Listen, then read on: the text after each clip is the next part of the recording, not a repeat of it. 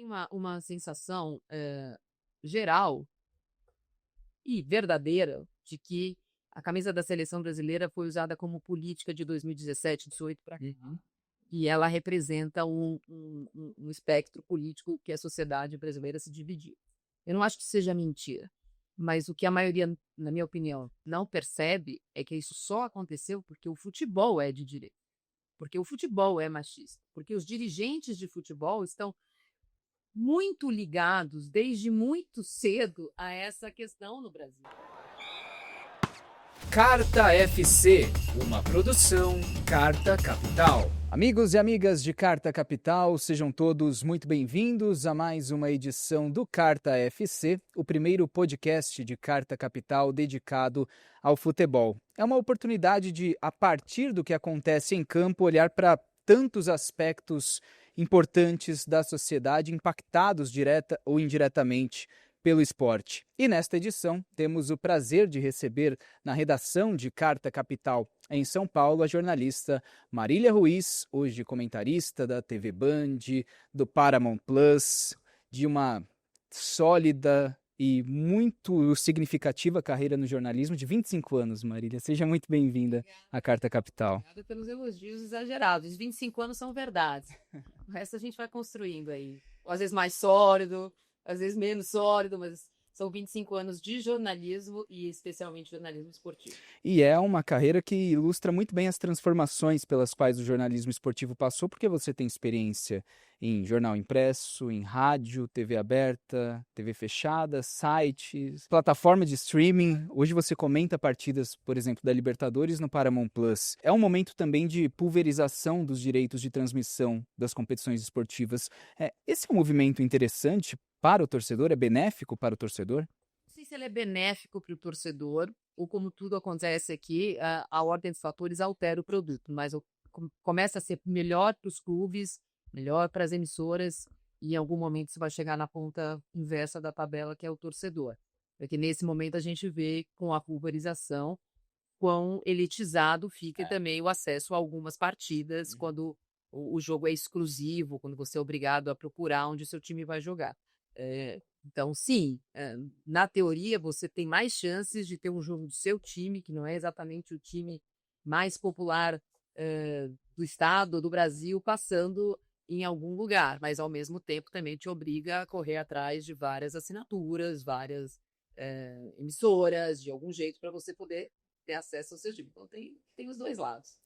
E você marca presença nas redes sociais, e acho que esse é um tema que vai passar por vários momentos desse podcast, porque jornalista esportivo nas redes sociais sabe que lida com um tema que gera muito engajamento, mas que mexe muito com uma paixão também, justamente num ambiente onde muitas pessoas já não são muito propensas aos mínimos traços de civilidade.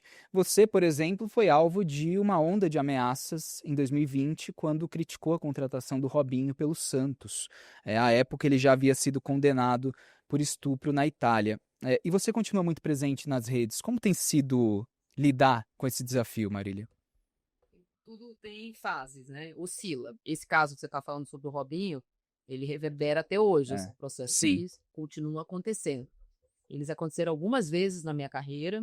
Nem tudo que chega vira um caso de polícia, um inquérito, um processo, mas eventualmente, dada a magnitude, dado o impacto emocional, dado a repercussão física mesmo que essas ameaças de violência, inclusive física, acontece, eu sou obrigada a tomar atitudes. Eu não acho que é a minha posição, a minha presença virtual que causa isso, porque senão você de novo culpa a vítima, né? Sobre o que acontece com ela. Eu acho que é um mundo novo. As redes sociais, no caso do esporte, em alguns outros casos, transforma um interlocutor da notícia em alvo de ódio, e isso é uma coisa, um problema mundial, e no caso do Brasil, muito mais. As pessoas têm redes sociais e elas se comportam nas redes sociais diferentemente do que elas se comportam na vida. E a gente tem uma legislação já, é possível punição já, mas ainda é um ambiente desconhecido, como tudo no Brasil, uma justiça lenta, e que causa à vítima, ainda durante o processo, mais dores do que acolhimento. Então, muitas vezes a gente tem que ignorar porque o custo-benefício de uma ação, de um processo, da delegacia, ele é maior do que exatamente a compensação por uma condenação ou por uma postagem de volta que a pessoa te pedindo desculpas. O que seria melhor para todo mundo é que esse ambiente fosse mais seguro. Que a gente tenha uma polícia reativa, uma justiça reativa. Se você reclama, eles vão atrás das pessoas e eventualmente punem ou não punem, ou ficam amedrontadas e param. Mas a gente não tem uma questão perene de fiscalização para que esses crimes não aconteçam. Isso a gente não tem mesmo. Eu quero aproveitar esse gancho sobre o caso Robinho para trazer pedir a sua reflexão sobre o jornalismo esportivo de uma forma mais ampla, porque tivemos recentemente o caso da CBF, a reportagem do Alan de Abreu na revista Piauí, tirando vários esqueletos da gestão de Edinaldo Rodrigues do armário. E isso mostra como a comunidade do futebol muitas vezes tem uma dificuldade de olhar para aspectos que ultrapassem as 4 linhas. E aí eu acho que o jornalismo esportivo tem um papel também, porque essa reportagem surge e a discussão que decorre dela surgem no momento em que, aparentemente, a investigação parece estar em uma posição secundária no jornalismo esportivo. E aí, por várias razões, enxugamento das redações, outras prioridades, isso nem sempre gera tanto engajamento quanto o debate, quanto os erros de arbitragem, mas enfim, você avalia que neste momento falta investigação também no jornalismo esportivo? Não, acho que há uma resistência enorme no jornalismo esportivo, como há no jornalismo Em geral. no geral, que é combativo. O que falta é espaço, o que falta é reverberação, inclusive, o que falta é senso de choque da sociedade, porque a revista Piauí, ela desenha, ela expõe uma verdade que ela é conhecida. Não surpreende quem acompanha o Ela é teor. uma matéria maravilhosa que reúne provas, números, dados, conversas, áudios, mas o que ela revela em letras garrafais é uma instituição corrupta que lida com corrupção, lobby e outras coisas para se manter. A CBF é o quê? Em última instância, uma lojinha que vende futebol, mas ela não fabrica futebol. Ela nem fabrica o futebol dos clubes, nem das federações. É uma lojinha que ganha dinheiro com a ideia do que foi guiado durante anos do que é a seleção brasileira, do que é o futebol brasileiro. Ela não se dá o trabalho de profissionalizar a arbitragem, mas cobra por ela. Ela não se dá o trabalho de fazer uma tabela de campeonato que respeite o movimento de translação da terra, mas ela cobra pela organização do campeonato. Então, e há um sistema feudal, né, feudal mesmo, de suzerania e vassalagem entre CBF, federações e clubes, que mantém esse esquema do jeito que ele é, de uma forma absurda, em 2025. O futebol aceita. E os torcedores, de uma maneira geral, eles repelem. Só que eles não repelem o próprio clube. O amor pelo clube ainda me parece ser incondicional. As pessoas torcem pelo seu clube de forma incondicional. Não importa quem seja o centroavante, não importa quem é o presidente, e não importa o campeonato que o time está participando, colocou a camisa do time ali, o torcedor se envolve. O que o torcedor brasileiro conseguiu fazer foi se afastar da seleção brasileira, que teoricamente seria o time da CBF. Nem isso é, porque de fato os jogadores jogam em outros times. Então é um processo lento de deteriorização de uma relação que nunca foi, imagino, né, desde quando eu sou gente, de uma paixão absoluta pela seleção brasileira. Mas como ela tem sido de 20 anos para cá, ele é um modelo de como se destruir, assim, de forma retumbante, que é o que a seleção brasileira faz. Mas você vê, durante a Copa, as pessoas se reúnem e pintam menos. Nem isso. E torcem. Eu sempre falo a mesma coisa. Experimenta fazer um experimento social. Marca para o dia jogo da seleção brasileira na fase de grupos um Flamengo e Fluminense. Marca para um dia de jogo de Copa do Mundo um Corinthians e Palmeiras, ou um Grêmio e Inter. E note o que vai acontecer. O futebol reúne, é ainda um movimento social. Copa do Mundo, você vai na casa das pessoas, você vai num churrasco. Menos pelo jogo, mais pela turma, mais pelo... Então, isso é uma coisa que a CBF não conseguiu desfazer, reunir pessoas em torno da ideia do que é o futebol. Mas o que aconteceu nos últimos 20 anos com a seleção brasileira? As derrotas que a seleção brasileira teve nesse período. E não é o 7-1. Sim. Feito eliminado pelo Peru numa Copa América, pelo Paraguai numa Copa América. perder em casa uma Copa América para a Argentina, como foi, com a presença do Neymar em campo, que é conhecido e reconhecido como o melhor jogador surgido nesse século. E as pessoas fizeram o quê no dia seguinte? Essa matéria do Alan Jabeu, que é maravilhosa na Piauí, eu estava no ar no dia e tal, falamos, repercutimos a matéria, e eu fiz a seguinte questão. Por exemplo, tinha acabado de ser a final do Campeonato Paulista, tinha lá na frente do clube do Palmeiras pichações, fora Leiva, Abel isso, a Veiga, tchau, já deu, que perdeu o pênalti, etc. E tal. No dia seguinte ao que está desenhado e reverberado pela imprensa, as pessoas acham que é política falar sobre isso, quantas fichações na sede da CBF? Quantos queremos treinador? A seleção está sem treinador há um mês. Porque perdeu para a Argentina de forma acachapante, de uma forma ridícula, foi atropelado. Quantas pessoas no dia seguinte falaram, quer saber, eu não vou trabalhar, vou pegar e vou protestar na frente da CBF. Quantas pessoas perdem tempo com isso? Então isso eles conseguiram destruir. Os clubes ainda não, porque essa relação que é familiar, de amor que nasce com você, independente de ter jogo ou não, isso eles ainda não conseguiram destruir.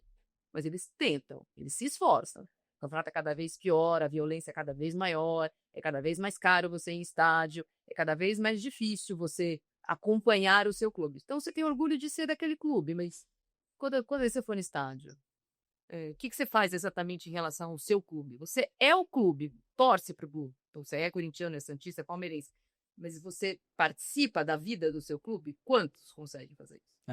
E eu acho que esse recorte temporal que você traçou sobre o afastamento entre o torcedor e a seleção brasileira nos leva de volta mais ou menos à Copa do Mundo de 2006, quando havia uma expectativa enorme em torno da seleção brasileira e houve aquela farra na preparação da seleção brasileira que resultou num grande fracasso de uma seleção tecnicamente muito capaz.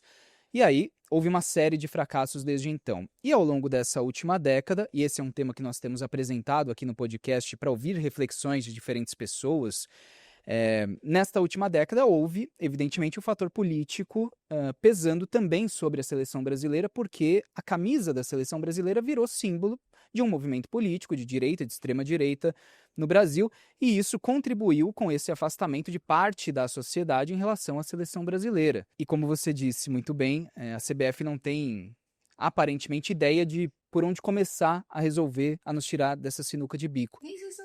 Exatamente. Por onde passa, na sua avaliação, essa solução, Marília? Eu acho também que tem uma sensação geral e verdadeira de que a camisa da seleção brasileira foi usada como política de 2017, 2018 para cá, e ela representa um espectro político que a sociedade brasileira se dividiu. Eu não acho que seja mentira, mas o que a maioria, na minha opinião, não percebe é que isso só aconteceu porque o futebol é de direita, porque o futebol é machista, porque os dirigentes de futebol estão muito ligados desde muito cedo a essa questão no Brasil. As instituições esportivas no Brasil, elas foram fundadas à esteira de um projeto político que se perpetua no Brasil. Você corta, sei lá, 16 anos de democracia, dois mandatos, e esse mandato do presidente Lula, o resto do Brasil foi dirigido por partidos, né, por presidentes de centro, de direita, de extrema direita. E as instituições esportivas no Brasil, elas foram fundadas assim. E elas são perpetuadas por pessoas que estão neste contexto. Então, quando você percebe que o principal craque da seleção brasileira nos últimos tempos se associou politicamente a um personagem, ou quando você percebe que o futebol, dentro do estádio, ele é uma bolha para extravasar machismos, preconceitos, violências. Você percebe que a camisa da seleção brasileira ter entrado nessa história não é à toa. Não é à toa que você vê presidentes da República todos procurarem o futebol aqui ou ali para conseguir apoio político. Não é a primeira vez, nem vai ser a última, nem começou agora.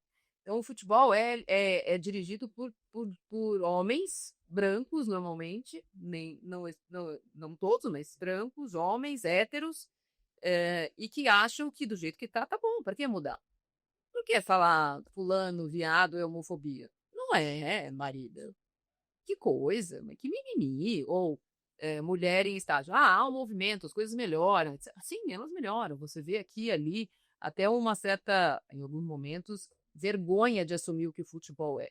Mas quando aconteceu a história do Robinho, para voltar ao que você havia me perguntado, quantos jornalistas esportivos, quantos dirigentes, o próprio presidente do Santos à época, e qual a enorme maioria da torcida falou o quê? Uma coisa é o que ele faz dentro de campo, outra coisa é o que ele faz fora, como se ele tivesse 2 CPFs, ou 2 personalidades, ou um irmão gêmeo, um clone. O futebol aceita isso, porque o futebol compra a ideia de que a magia ela está alheia à legislação e aos movimentos da sociedade. E ele não está, cada vez menos. Mas é ainda, talvez, um dos retardatários do nosso processo civilizatório, o ambiente do futebol. Ele está mais ou menos em 1560, nós estamos em 2025. E você citou a bolha do futebol e falamos também sobre redes sociais, eu acho importante mencionar isso, porque sabemos, evidentemente, do poder de mobilização que esses grandes jogadores têm. Falamos do Neymar. Vinícius Júnior se transformou num grande símbolo da luta antirracista, mas citamos sempre o Vinícius Júnior porque é uma exceção. Porque o problema é só dele, sabia?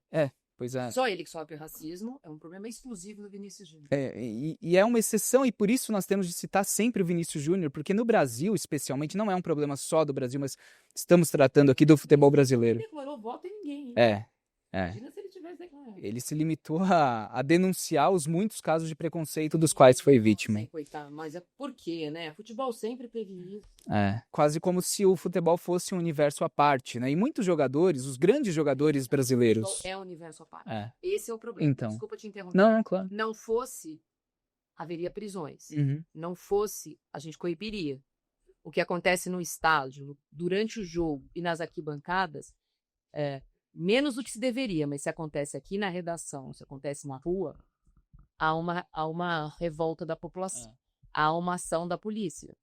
No futebol não tem. Então não é que o futebol se considera um mundo à parte. Ele conseguiu ser um mundo à parte. As leis não chegam no futebol. E falamos sobre como as instituições pouco ou nada fazem para mudar esse cenário. Os próprios jogadores poderiam ajudar nesse processo, mas especificamente no Brasil, chama a atenção como os grandes jogadores, esses grandes ídolos, não se posicionam, não se manifestam sobre temas importantes. Mas, por exemplo, qual grande jogador brasileiro se pronunciou contra o negacionismo na pandemia ou contra tentativas de atentados, de fato, contra a democracia brasileira? Não se posicionam sobre isso. Esse tipo de comportamento ainda te incomoda ou é algo que você já não espera do jogador brasileiro? Não me incomoda. Me incomoda bastante, me incomoda nem como a gente recebe isso. Porque, por exemplo, o Mbappé, um jogador super controverso, com questões pessoais e de troca de time, e eventualmente de ego, se posiciona muitas vezes sobre o processo eleitoral francês. Se isso é recebido na mídia francesa e pela população francesa de uma forma. Não é hostilizado na seleção por isso ou por aquilo, ou não vamos mais convocar por causa disso ou por causa daquilo. Não, ele continua sendo o melhor jogador francês dos últimos tempos, ganhou uma Copa, foi vice da outra e tem 24 anos. Aqui não. Aqui, se você coloca um jogador se posicionando, eu entendo que alguns jogadores menos preparados ou preocupados com contratos publicitários, eles percebam que o que acontece com o Vinícius Júnior, por exemplo, que pôs o pezinho fora do conforto, apesar do desconforto e da dor que ele deve sentir por ser vítima de racismo todo dia, o que aconteceu com ele? Que a metade da população espera que quando ele joga a bola, fala, mas também só reclama, só está preocupado com o que está ouvindo, em vez de perceber que a seleção ninguém joga.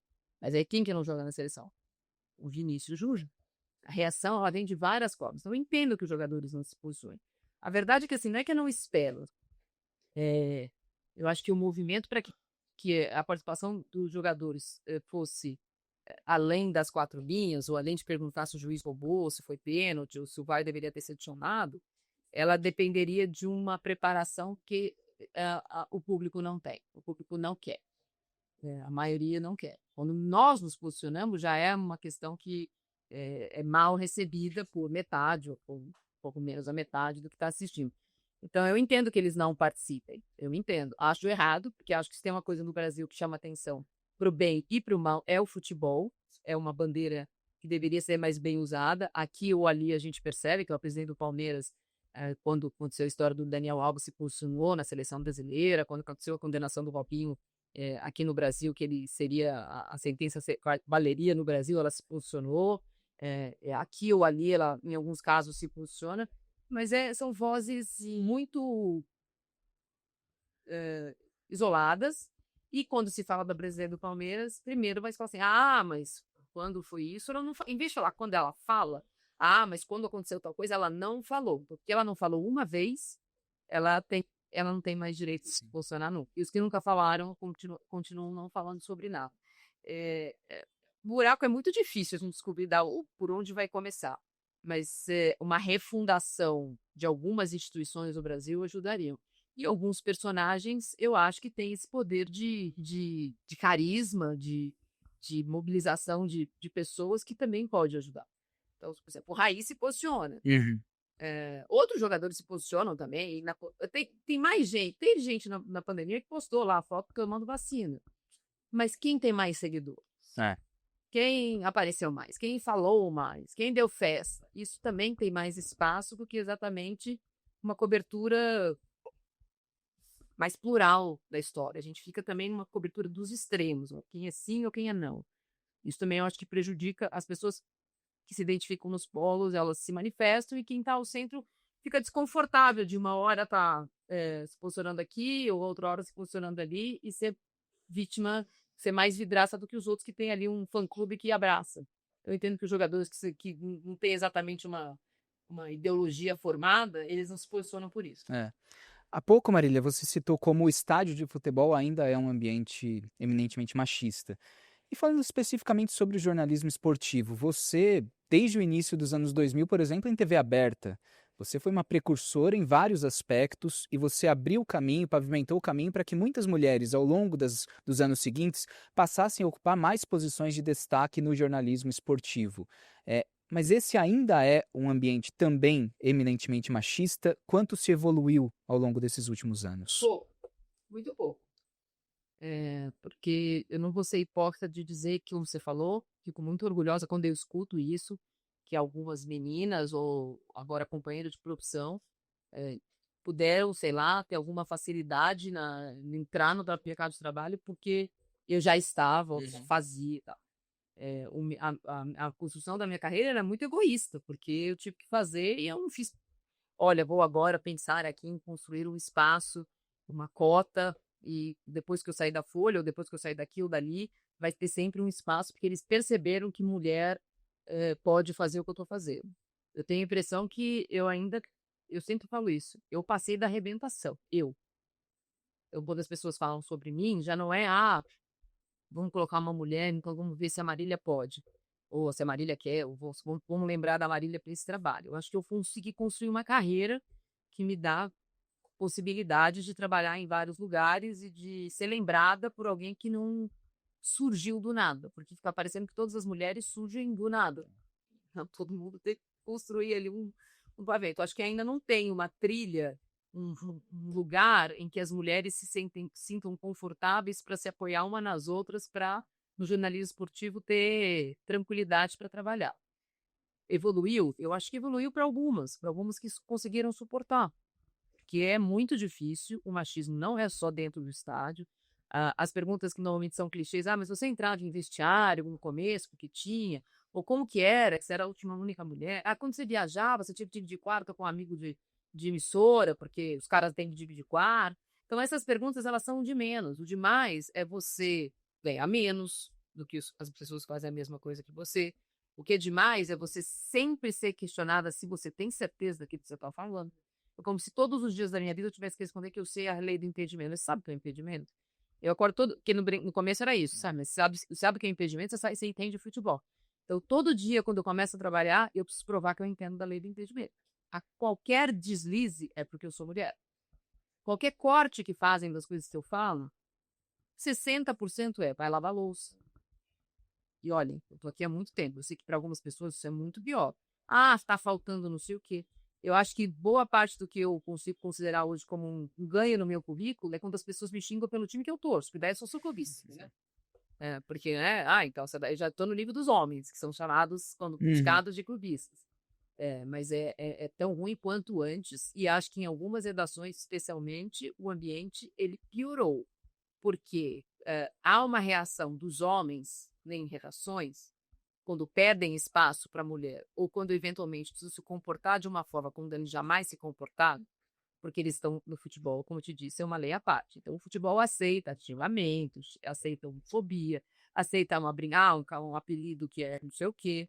E os caras que trabalham com mulheres no jornalismo esportivo, eles deslizam bastante. E aí, quando tem uma mulher, eles se sentem ameaçados, e isso faz com que alguns, não todos, eles se unam contra. Então, é mais fácil derrubar uma mulher do que ter que, putz, vamos ter que conviver com ela aqui. Então, como é que a gente vai fazer? Porque ela vai falar de feminismo, ela vai falar de algumas questões que a gente não quer falar, porque é desconfortável falar. Não é desconfortável sentir, sabe? Sentir o machismo é uma delícia. Queria dizer a todos que, assim, é uma maravilha se sentir discriminada todos os dias da sua vida, mas é chato você falar pro cara que ele tá sendo machista. Que aquela frase que ele acabou de falar, putz, não dá mais, hein, meu querido? Então, essa relação com a areia é mais fácil suportar do que manter. Então, eu não acho que tenha melhorado. Eu acho que, por exemplo, a minha vida era muito mais fácil antes das redes sociais, porque, e não é só porque os ataques de haters, não, mas é porque pulverizou o trabalho de uma forma que as pessoas confundem influência com jornalista. Sim. E eu não tô ali, não importa o time que eu torço, todo mundo sempre soube o time que eu torcia, mas eu não sou o Corinthians, nem sou do Corinthians, eu sou só corintiano. Então, se eu falo alguma coisa que o corintiano não gosta, tá vendo? Isso daí é anti. Não, eu sou jornalista. Alguns lugares maiores, algumas redações maiores, podem sim ou não dar um apoio maior. Eles falar que melhorou, eu acho. Você só escuta homem falando que melhorou. Não vai escutar mulher falando que melhorou, não.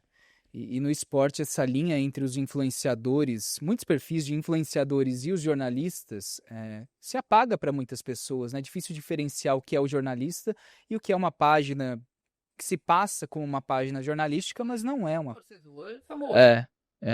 Exato. Torcedor com voz. Eu não acho que seja, assim, entendo que uma discussão aí muito mais ampla sobre lugares do jornalismo, as regulamentações, a profissão, mas eu acho que dar voz às pessoas não é ruim.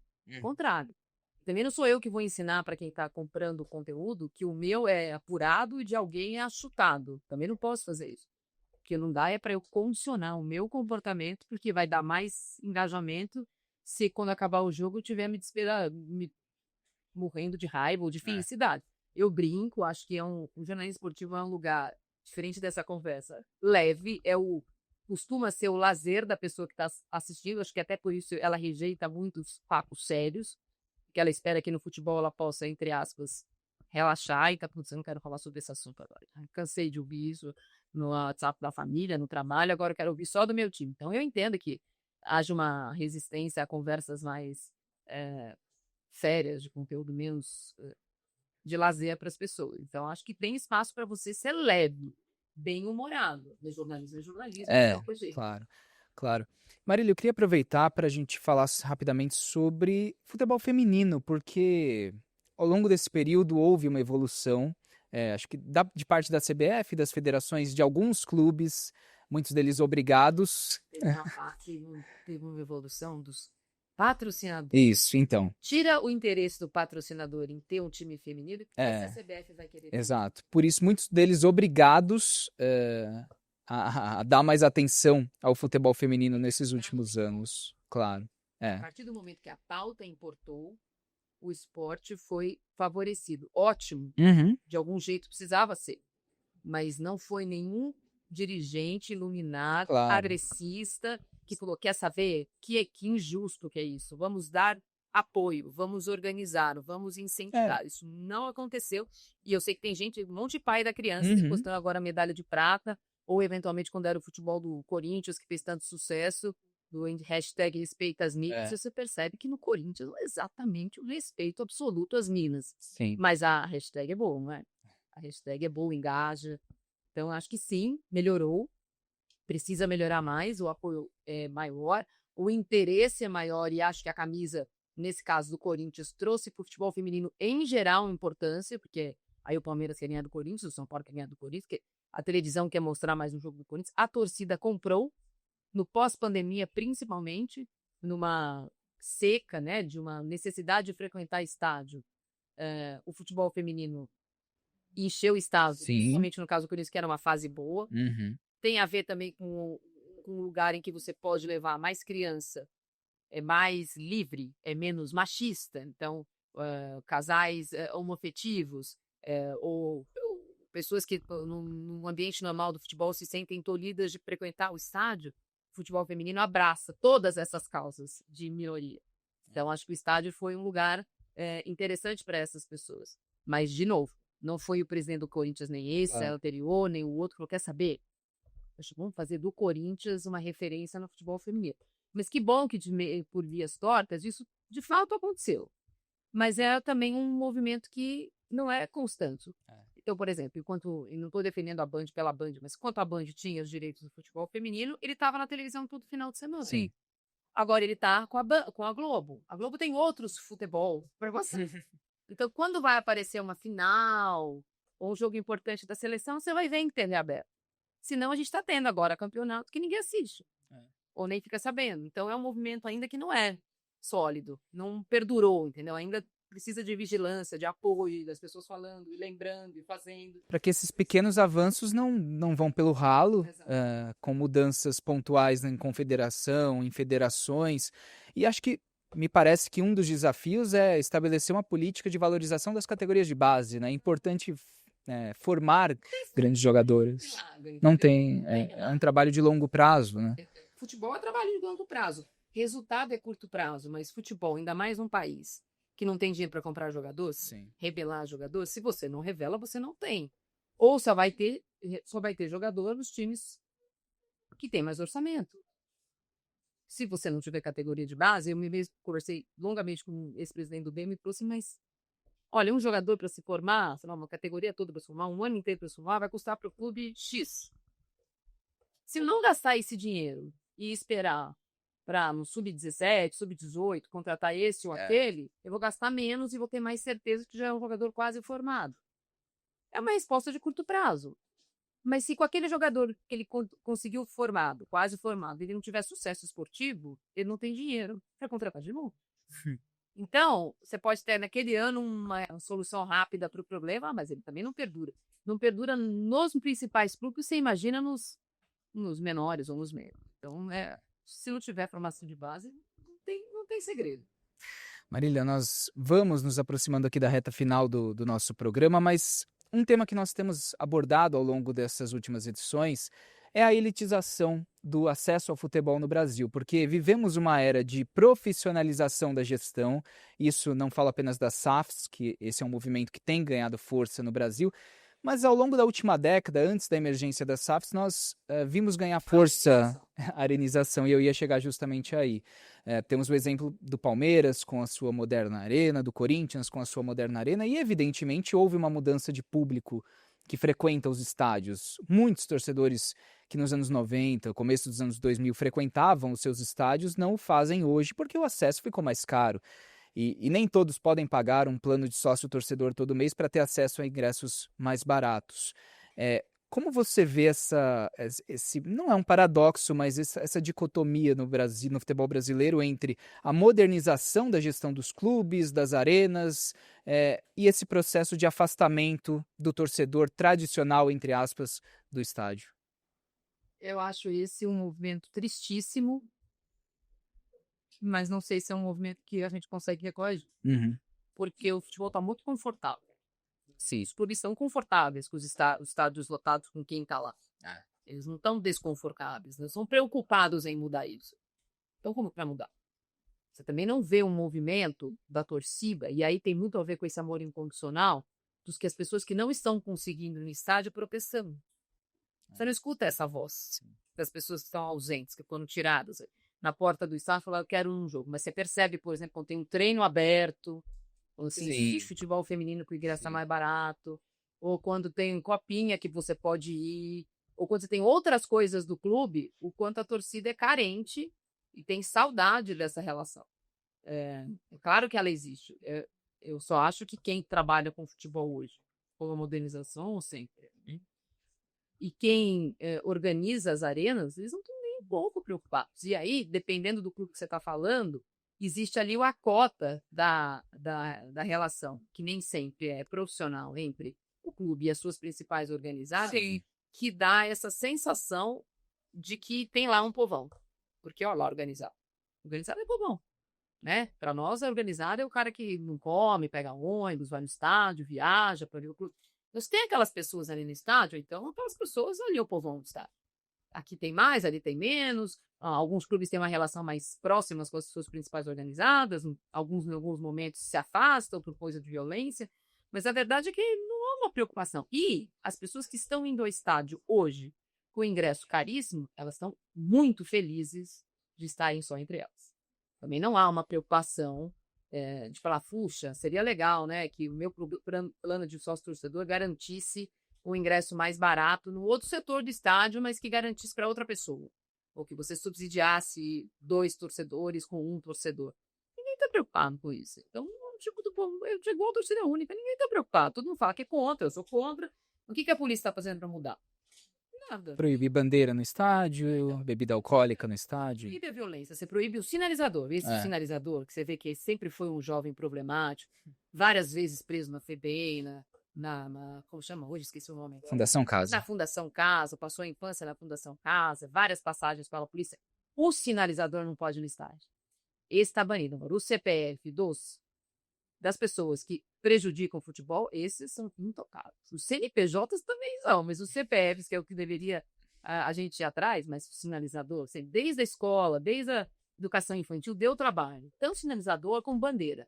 Você vê que a vida deles foi pautada por problemas. Por isso que eles não podem estar. E nós vamos encerrar esse podcast, Marília, com um assunto mais leve, ou nem tanto, que é a seleção brasileira dentro de campo. Tá indo super bem. E estamos há mais ou menos um ano da Copa de 2026 e o Brasil pode ultrapassar o seu maior jejum de títulos, né? Passaria de 24 anos, que foi aquele intervalo entre o Tri e o Tetra. O último título em 2002, o pentacampeonato na Coreia e no Japão. Estamos há um ano da Copa. No momento em que gravamos este podcast, a seleção brasileira não tem um treinador. O seu principal jogador é uma grande incógnita, o Neymar. Não se sabe se ele terá condições físicas de chegar à Copa do Mundo, não se sabe como ele estará tecnicamente, não se sabe onde ele estará, onde ele jogará nesse momento. Dentro de campo, na sua avaliação, quais são as perspectivas da seleção brasileira para essa Copa do Mundo? Não tem como você achar que são boas. Né? Nem o maior Pacheco, fanista, pode achar que a seleção brasileira tem feito um trabalho decente para que em 2026 a fila ou o título chegue. Vamos dizer que em 2002 também deu tudo errado na preparação. É verdade, mas era assim, tem uma diferença entre 2002 e 2002, quando foi o último título, e agora, que é uma geração que ali que existia, em que você quase nos classificou, traz o Felipão um ano antes. Então, assim, essa memória, que também é falha, né? A gente lembra do que a gente quer, que estava tudo ruim, deu certo no final, que faz com que muita gente siga nessa esperança, que válida. O Brasil tem um time ok, os jogadores jogam em times grandes, em grandes ligas, os jogadores em si são, como Valência, são jogadores que estão nos maiores times do mundo. Dá para formar um time em um mês, disputar a Copa do Mundo e eventualmente ganhar um campeonato de ponta-mata? Pode acontecer. Isso vai resolver o problema do país, da formação, da organização do futebol no Brasil? Bom, 2002 não resolveu, né? Nem 94, certo? O 7-1 também não resolveu. Agora vai, agora a gente aprendeu. Então, assim, eu acho que é muito... No caso do futebol brasileiro, a Copa do Mundo pode dar tudo certo e pode dar tudo errado, como algumas vezes já aconteceu. Isso não tem nada a ver com a preparação até lá. Porque quem prepara a seleção brasileira não é o técnico, são os clubes. Se o Vinícius Júnior estiver bem, o Rodrigo estiver bem, o Alisson estiver bem, o Lucas Pérez, se for o goleiro agora, que parece que vai dar uma oportunidade para um outro goleiro na seleção brasileira. Se acharem um lateral direito, se descobrirem um lateral esquerdo, eu acho que tem condição de ganhar. O Brasil sempre vai estar com 48 seleções, entre os 8, sim. Pode ser que sim. Mas, assim, falar que existe um processo, um projeto, que há um plano, não tem nenhum, né? Então, assim, a perspectiva é muito ruim. Óbvio que ela é muito ruim. Vai contratar o Ancelotti. Contrata, pode ser que dê certo. Já não vai ser o primeiro caso de técnico que arruma time rápido. Agora, que arruma time para sempre, não existe nenhum. Então, assim, não tem essa expectativa de ganhou a Copa, agora vai. Nem perdeu a Copa, também Agora, a seleção tá sem técnico, não há nenhuma movimentação, ninguém tá bravo, queremos treinador, você tem visto por aí? Fichações, cadê nosso treinador? O leu lá, se o Brasil não ganhar, o bicho vai pegar, você tá ouvindo isso por aí? Pois é. Nem em cima e embaixo do Chibai tá tendo. Então... E o Brasil vai pro 4º técnico só nesse ciclo, que começou com Ramon Menezes, teve Fernando Diniz, teve Dorival Júnior, vai pro 4º ciclo. Até essa eliminatória, desculpa, eu vou me alongar, que eu sei que tem que acabar. Vamos lá. Essa eliminatória não ajuda. Não. Porque ela é feita para ganhar dinheiro. Principalmente para os outros times, não Brasil e Argentina, que já se veem na Copa de qualquer forma. Sim. Um campeonato que tem 10 times, pontos corridos, que dura 3 anos quase de eliminatória, que classifica 6,5, ele não é feito para esportivamente preparar ninguém. Ele é feito para esportivamente vender direitos de televisão. Para ter lá 18 jogos do Brasil em 3 anos e meio, com patrocinadores em TV aberta, com jogos importantes, com estádios cheios, com a entrega para patrocinadores secundários nos lugares onde o Brasil vai jogar, ou a Argentina vai jogar. Não é feito para, olha, meu Deus, o Brasil pode ficar fora da Copa. Não vai ficar fora, não tem como. É diferente da Europa, que você fala assim, nossa, a Itália não vai à Copa, 2 Copas, 3 Copas. É outro modelo. A representatividade, a politicagem da Conmebol de colocar 6 times e meio na Copa do Mundo, por um lado, você tem lá 3 anos e meio de direito de transmissão de eliminatória, mas os times chegam à Copa do Mundo não é preparado. Então, se você pegar as eliminatórias, tem lá 18 jogos, são 18 convocações diferentes. E a da Copa do Mundo será diferente dessa. Por isso que eu acho que, nesse caso, precisa fazer um plano. Não tem plano. O plano é, quando chegar lá, a gente vê. E na sua resposta anterior sobre 2026, você não citou o Neymar. É carta fora do baralho? O Neymar, faz alguma diferença, de fato, para as perspectivas da seleção? Ou não dá mais sequer para contar com essa possibilidade? Você deu o exemplo de 2002, não foi? Sim. O exemplo de 2002 o Felipão tinha 2 jogadores que um podia ser que não tivesse condição e ele levou, e um que estava em atividade e ele não levou. Ronaldo e Romário. Sim. Se ele não ganha a Copa, que ele não levou o Romário, certo? Sim. O Neymar tem esse poder de mobilização. Se ganhar porque ele foi, se perder porque ele não foi. E se ele estiver lá quando perdeu, como aconteceu em 2022, 2018, 2014, a culpa não é dele. Então, eu acho muito difícil um técnico abrir mão do Neymar se ele tiver condições físicas, não é nem jogando. Porque algumas vezes ele chegou sem estar jogando. Acho difícil abrir mão, mas eu sinceramente não acho que depende do Neymar, como não dependeu no Brasil em 14, como não dependeu do Brasil em 18, na Rússia em 18, como não dependeu no Catar a presença dele. Porque ele sim é o melhor jogador que surgiu nesse século, sim ele é acima da média, acho craque de futebol, não é esporte individual. A seleção brasileira não conseguiu fazer um time com o Neymar. É um fã-clube do Neymar. E o fã-clube não joga. O fã-clube espera que o Neymar resolva.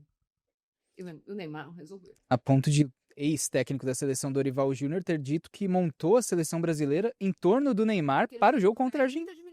Pois é, para o jogo contra a Argentina. E aí ele se machucou e foi cortado da seleção. Eu acho que tem uma diferença enorme como o Brasil lida com o Neymar, e há uma diferença técnica também, como a Argentina sempre lidou com o Messi. Sim. Porque no Brasil há um Neymar-centrismo. Neymar-centrismo não depende dele estar em campo. Então, quando você fala que tem uma Messi-dependência argentina, é porque, sim, a Argentina foi montada várias vezes, de formas erradas também, em torno do Messi.